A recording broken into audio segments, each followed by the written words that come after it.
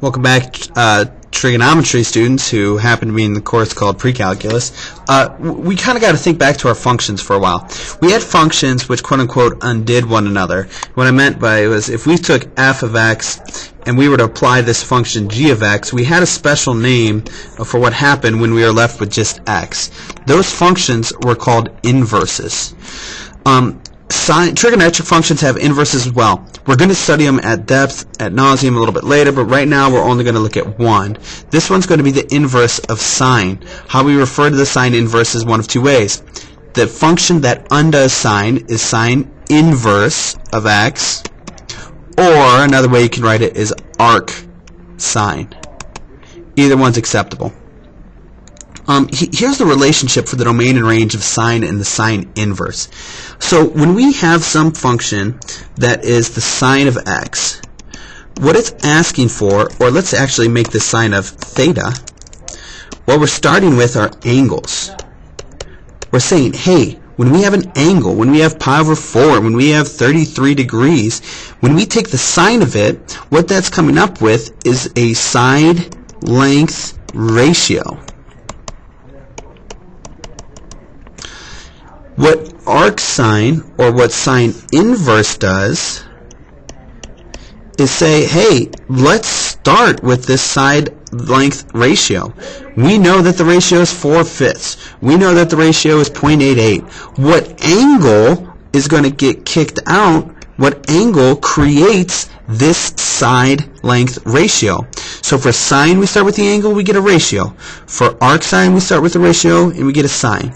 And just like that, these are inverses. Remember, these are inverses. They undo each other. So if I have the sine of some theta, and I take the sine inverse of that, just like g of f of x leaves me only x, the sine inverse of the sine of theta leaves me with just theta.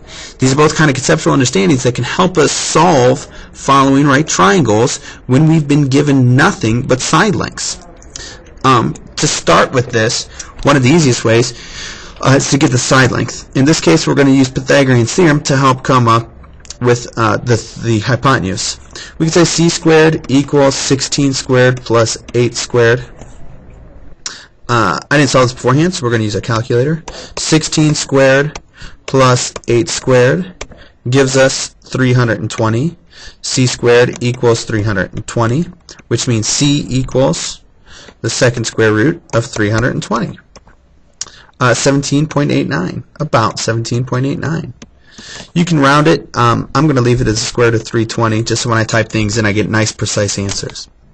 But let's say we need to find one angle. I don't know, let's call this angle A. And we want to find angle A. What we're going to do is set up the sine relationship for angle A. The sine of A equals, well, what's the side opposite of the sine of A? Sine opposite of hypotenuse, side opposite of that is 16 over hypotenuse, we just found to be the square root of 320. So we're left with the sine of A equals 16 over 320.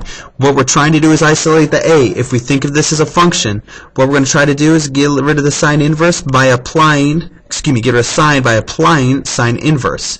We're not multiplying, by the way, we are applying the function. It kind of sounds weird. A lot of times students will say, hey, multiply by sine inverse. No, we're not multiplying by sine inverse. We're taking the sine inverse. The other way to think of it is saying, if the sine of A equals 16 over the square root of 320, what angle will give me that ratio? Either way, what we're left with is A equals the sine inverse of 16 over the square root of 320. We can type that into our calculator. I'll hit second sine inverse of 16 divided by, I got the square root of 320 as my answer, so I can hit second ans. And it'll come up to 19 we'll say 6.